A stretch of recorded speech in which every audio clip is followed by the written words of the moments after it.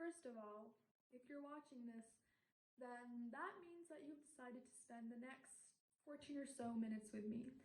And for that, I just wanted to say thank you for such a wonderful opportunity. You're awesome. Now, let me put a scenario into your head.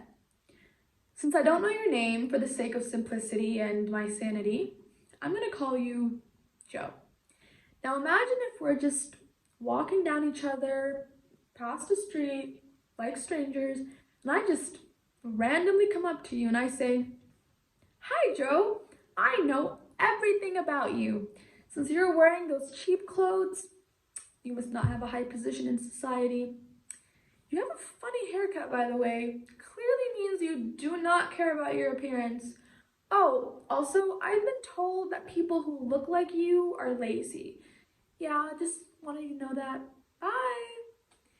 Now, how would you, aka Joe, react in that situation? I think it's an understatement to say that Joe would probably be pretty annoyed. You might be thinking, what a jerk. Made all those assumptions about poor Joe without even knowing him. Who does that these days? But the truth is that we all actually tend to do that in our heads. It's why we get surprised when the richest person in the room is wearing a t-shirt and jeans and not a designer suit. It's because throughout our lives, no matter what socio-political climate we've been raised in, we've been told the same story about certain social groups over and over again. And this is what author Chimamanda Adichie calls the single story. She uses this word to describe the singular, simplistic perception that we have about groups or individuals. And these perceptions tend to encompass their identity in its entirety. And the problem with this is that when you have a single perception of an individual or a group, you eradicate the possibility of them being anything other than what you perceive as. I just told Joe that he's probably poor and doesn't care about the way he looks. I made all these assumptions before I even said hi. If I found out that Joe was a celebrity hairstylist, I'd be shocked because I had erased the possibility of him being anything other than what I thought was. Now, Joe is obviously an oversimplified version of real life scenarios, and fortunately is not real. I'd be dealing with a lawsuit, so thank goodness. Here's an example of the single story, a real one. During a school year a while back, I had volunteered to spend a day with an autistic child after school. Let's call her Sarah. Now, what was the single story of Sarah? Since she was autistic, the single story I had of her was that she needed extra help to do daily tasks. I also had the bias that because she needed so much help doing these daily tasks that I considered basic, she might not have time for hobbies or friends or other interests. My only role was to help her get through an hour of her day, nothing more. Ultimately, I considered myself normal and put her in the category of not normal. I was only made aware of my single story and my biases and my perception once I had actually taken the chance to get to know her. After that hour, here's what I found. Sarah loves to draw and dance. She loves to sleep in on the weekends. I do too. And cupcakes with extra frosting. And as I spent more time with her, I slowly began to realize something about myself.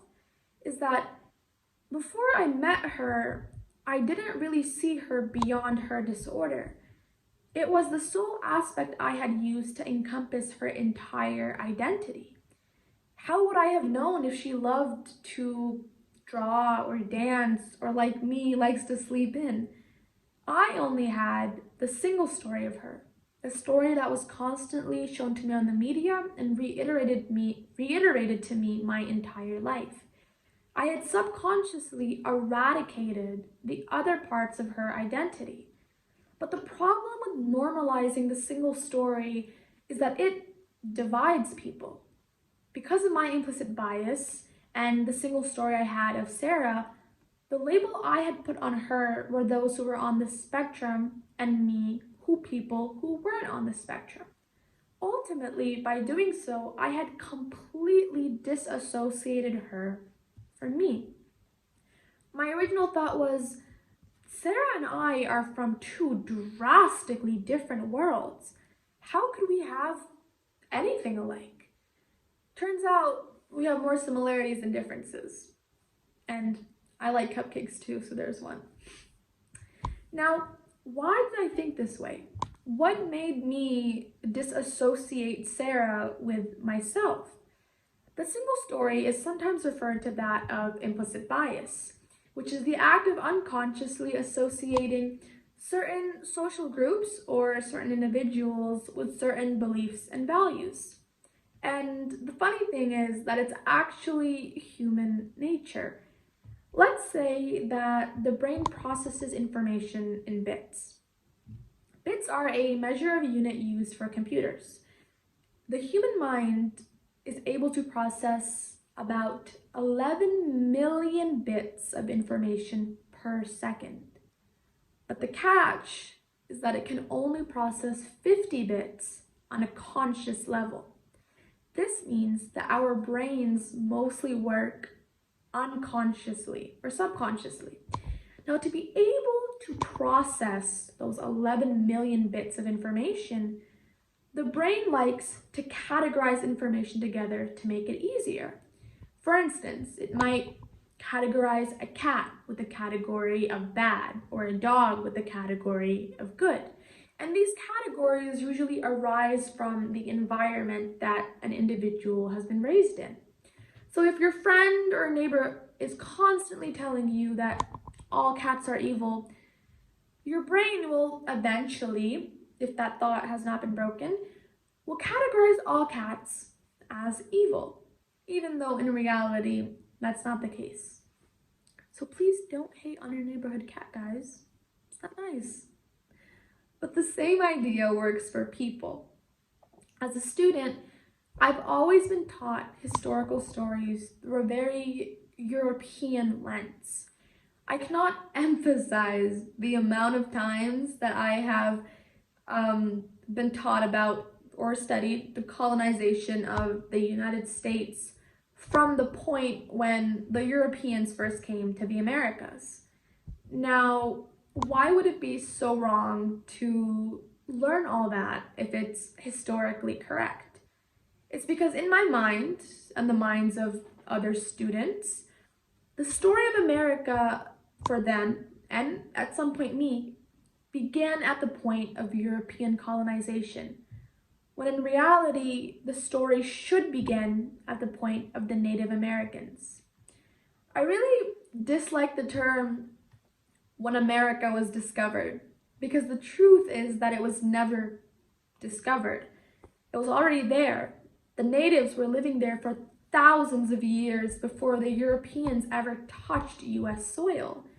So because of my environment, aka the history classes I took, the only story that I considered as true and valid was that of European colonization. And by doing that, I completely dismissed an entire segment of American history by not considering or learning the stories of the Native Americans. My brain, repeatedly hearing that single story, puts the story of European colonization as the only story, the single story. But let's look at a more extreme example.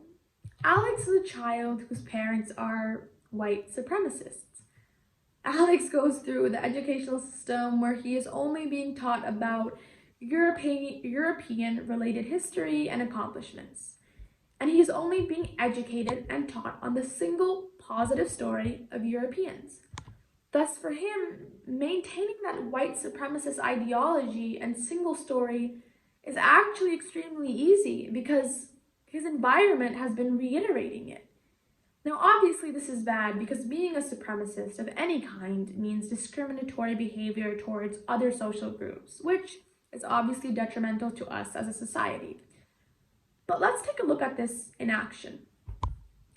In the United States, there has been a rising number of Black deaths due to police brutality. And one of these deaths have been Breonna Taylor. With Breonna Taylor, so many people only know the single story of her, whether they side or are against her. On March 13th, police entered Breonna Taylor's home in search of drugs that were ultimately not found. And unfortunately, she was killed within her own home. And for the police, the single story was that she was dangerous, evidently due to negative associations made with her race. Even those who side with Breonna Taylor have a single story of her, which is being a woman who was unjustly killed. But how many people know the rest of the story?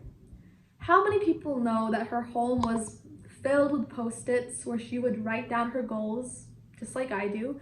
How many people know that she was looking forward to buy a house or couldn't wait to start a family with her partner?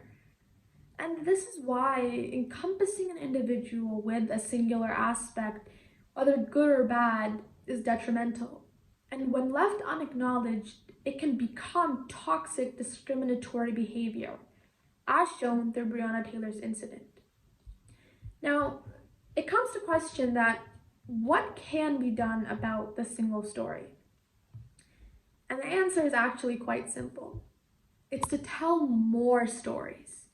Remember, I said that our brain likes to put things into categories for the sake of simplicity. Telling more stories can allow our brains to put people in more categories than just one. Athenian philosopher Plato said that those who tell stories are the ones that rule society.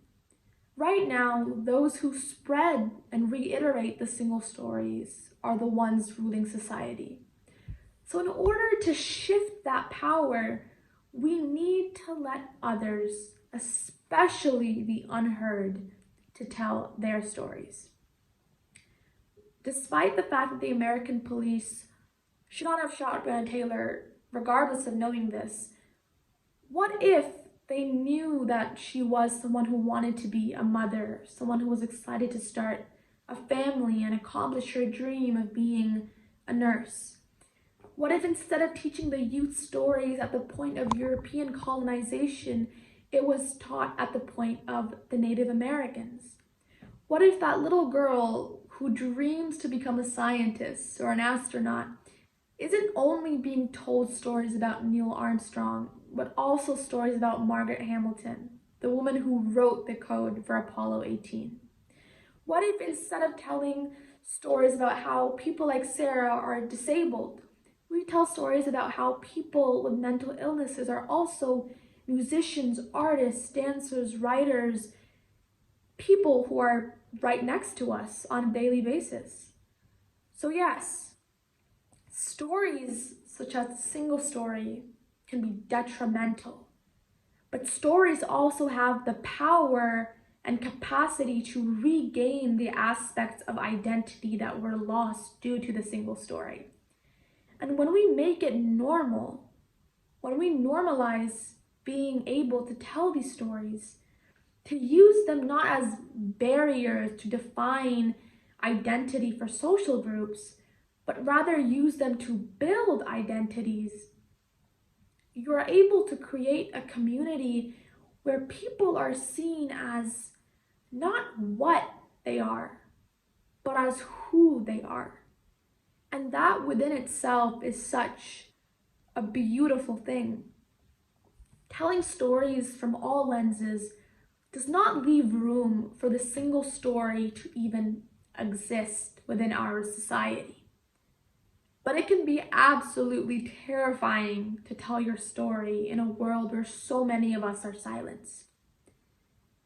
But know this, that even one sentence of your story has the power to give someone else the courage and strength to tell theirs.